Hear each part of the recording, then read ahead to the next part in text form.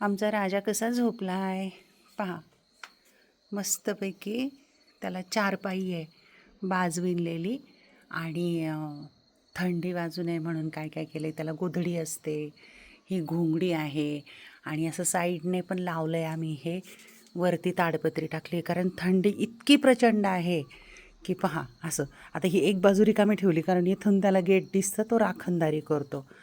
आणि 2-4 दिवस तब्येत बरी नव्हती, गॅस्ट्रो झाल्यासारखं झालं होतं त्याला. आज त्याने भाकरी खाल्लेली आहे, दूध भाकरी पण खाल्ली, इंजेक्शन दिलेले आहेत त्याला डॉक्टर बोलवून. आणि औषध पाजणं मात्र फार कठीण असतं कुत्र्यांना. ते इंजेक्शनच्या माध्यमातून तोंडात टाकायचं किंवा दुधातून, पण त्याला दुधात औषध टाकलेलं कळलं, मग त्यांनी लोटून दिलं त्या दिवशी. पण आता बरं वाटतंय त्याला. अशा प्रकारे प्राण्यांची काळजी घ्यावी लागते. आमचा राजा मस्तपैकी बसलेला आहे.